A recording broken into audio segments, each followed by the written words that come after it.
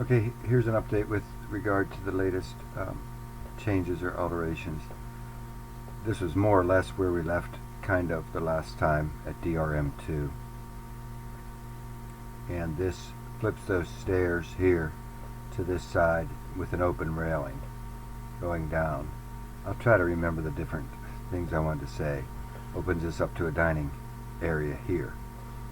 Going down, the biggest issue with this is probably that water meter that comes in here, and it comes in, I don't know, it looks like 4 feet off the floor.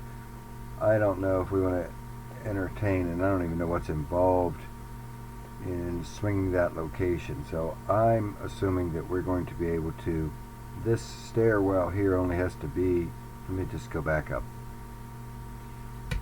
This is a 46-inch wide stairwell through here, wall to wall, or wall to drop, because this is as far over as it can go because of that foundation down there.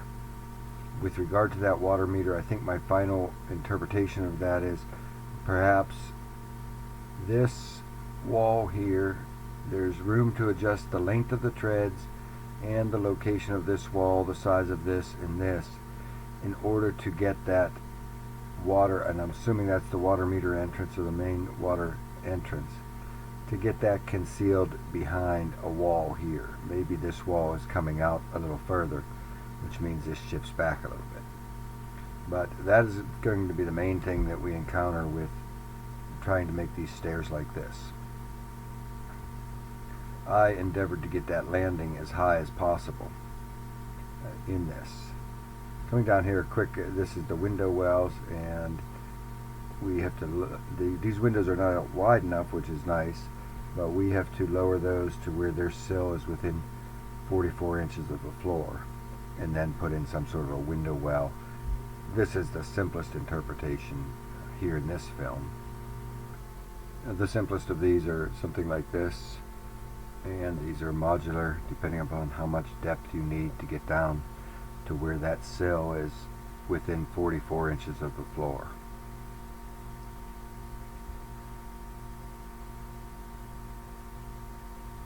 And they have a cover to keep the rain out. Although I would just recommend running a drain out of those if I could. And both of those window wells then would get that treatment or some similar arrangement. So this becomes bedroom 3 and bedroom 4. Notice the stairs, I've gone from 13 risers to 14 risers and stretched out those treads. So this is a lot more, quite a bit more gentle rise. It went from 40 down to about 30 degrees. And here's that section view where this is the 80-inch clearance through here. So that determined some of the other things. But you can see this inside, this is the inside wall of the finished basement right now, and we have that railing way over there. There's probably no real need for that.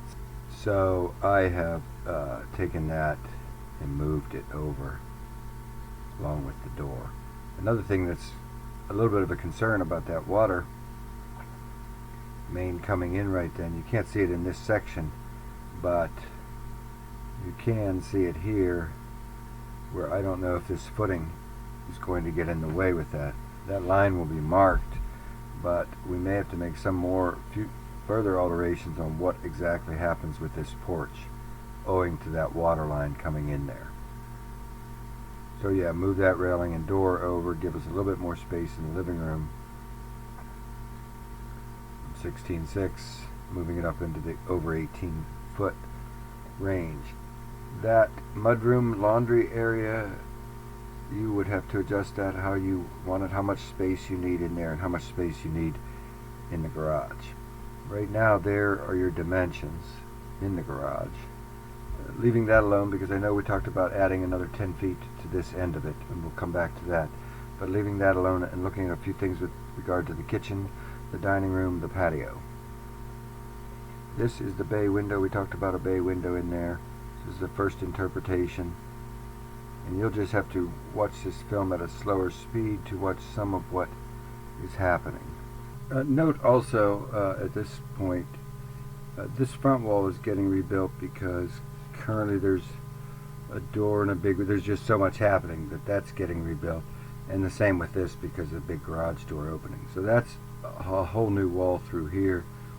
And this, similarly, this just has, and everything that's in there is cut through that solid block wall. So this is probably going to get rebuilt as well, because it's going to be easier than trying to brick in openings and open up new ones. At least from here over to here. And at that point, I wonder if you just don't do the whole thing from here to there. So we have a new wall here and a new wall here, and that block one comes down here. But yeah, moving that way, I have shifted that with the new reframing. I've shifted that door over 5 or 6 inches, maybe 3 or 4. I still wanted a margin here so you could have furniture related to this dining space along this wall. But I did want to get it back a little bit so I could do what I wanted to do here. And stopping back through to interject, now that this is a whole new wall here and a whole new wall here, those are, conceptually, those are built underneath the existing ceiling and roof. So the ceilings and roof are left in place and the new walls are built. But I should mention that if those new walls are going to be being built, and because of what you presented with the first time in terms of higher ceilings, if you wanted to build these walls to 10 feet and then have this roof above this section and above that section, and this all high ceilings in this space here, that can, more easily be done. Yes, all those trusses would have to come off, but I did want to mention that if you want higher ceilings in there, that would be the point at which to do it. That is about a 48-inch round table.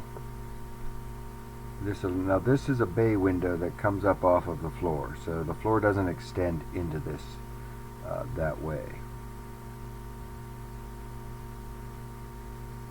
We've got to get down to the ground, and this is what it's going to take, 4 down or 4 down.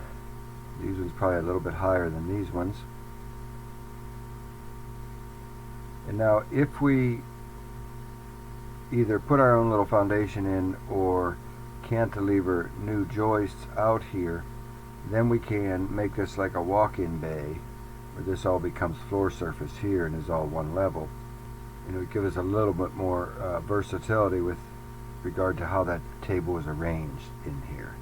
This is good arising and departing clearance, particularly for all of this space in here.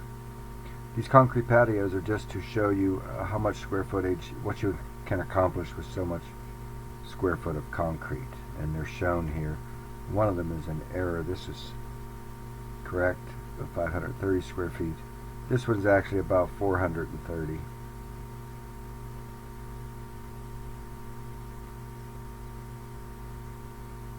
Now we return to this dining room table. If there's a chandelier centered here and centered here and here, and these are the tables that can, or you can, and your table is arranged under there. This was kind of one of the final patios I put together just for these purposes. I'm also playing around with some fixturing in the kitchen, and that's just so you get a sense for how much space may or may not be needed, where you put your range, whether you have tall ovens. I've got a big pantry cabinet over here. I'm assuming lockers or some sort of coat type rack here. But returning to these tables, you take that same 48, put a couple leaves in it, and it's still fitting nice with 4 chairs or around 48. You can see this moving the refrigerator from one end to the other. I kind of don't like how it's blocking. It's big and clunky right here. It's a little more streamlined down here. But this relies on the range, or at least the cooking surface in the island, which would require some sort of a range hood, you would think. And I know you're not going to have all these tables all over the place, but I'm just showing you to get you a feel for the space. In this last one, I show this patio. Maybe it can be elevated slightly. Maybe it's poured thick here and this ground is built up, so you only have 3 risers down to it rather than 4. But either way, you get down to it. And then the final little bit is, I don't know, you need an extra 10 feet that way. There is the option of coming back here with it. At first I thought that was going to create more headaches than it did, but I've gone ahead and modeled that, and it looks like it's doable to add the space to that end rather than out the back with a second roof system here. So there it is, and then if we add that 10 feet, it's like that, and maybe that garage door's shifted over a little bit.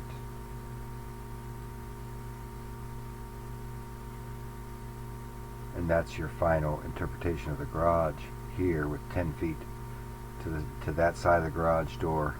The garage door is lined up west of the bottom of these stairs. So this is a full 25 foot deep by 26 foot wide or so garage in here with some extra storage here. The last thing I want to cover though is with regard to this bay window. As it is, this area, even if you make this floor flush where it's a walk-in bay, and I would just do that by removing this floor covering and putting new joists and cantilevering them out. But there are a number of things that can be done here, particularly since you are pouring a patio here. You could just dig a couple little footings and have columns coming up here, and then just clad the bottom of this down to the top of your patio, where the patio is poured under it. So that's the foundation part. At the ceiling level, because of the way these roof trusses come down, we can have, this is going to be soffitted, so the ceiling over this bay will be dropped to about 84 inches or so, 7 feet. Alternatively, we could put a flush beam across here, and then the ceiling becomes flush coming into this, and is the same height through, and then there's a second little roof system out here, and I don't show that. So yeah, a few decisions there then. This back at this corner this is about 56 inches here, just to the top of that foundation there. It's still within the realm where we don't have to have an engineer design that wall, but it is getting to be quite a tall wall, because then it's going to go down into the ground here. So there's a lot of fill in this garage. You have to be engineered fill or some appropriate fill. And I think that's about it for now. I have a few things that need fixed up here, but that's all. Once again, coming back to cover a few things that I forgot to cover with regard to this area here. First of all, that's a mudroom.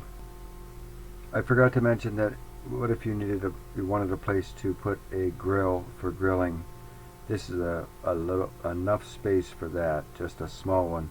A grill can go here so that it's more easily accessible to the kitchen. That was one thing. The other thing is, this wall is that existing brick wall of the garage, and there's a window about here that will need filled in regardless. But I wonder if that wall shouldn't be just an interior type wall, and this door could then be a pocket door. Now that we've expanded the garage, maybe we expand this a little further. These are just a couple of interpretations. I don't know how exactly you want your coat room or mud room to work out, whether you want hooks or lockers or what, and whether this is going to provide enough space. Here I show it bumped out 2 feet there for locker style things. If you went another 5 or 6 inches, then you could just put regular doors on it, double French doors, and have hooks or rods in there. This last couple just look at putting the stairs in a different location. Maybe this works better in terms of flow in and out. I mean, this is where you're going to be coming and going for years to come, presumably. And so how do we want to get in and out of there? And these are just a couple looks at that. That garage door now moves over another foot, so that there's 9'3" on the side of it. That landing is really not required. If it's there, this door can swing out over it if you like, but Alternately, it goes down like this. I like the landing outside the door because if you're holding things, you can get your door open. But maybe that's not that big a deal, in which case you can just have 3 stairs or 4 stairs, 4 risers straight down from this door, particularly if it swings in like this. I've changed this wall to a framed wall now so that if you wanted, there's a pocket door shown through here now. And finally, maybe you want to put a door over that laundry facility. I don't know if that's the way to do it, but it's something to think about. And I moved the porch to be centered on that, which pretty much probably solves that issue with the water line.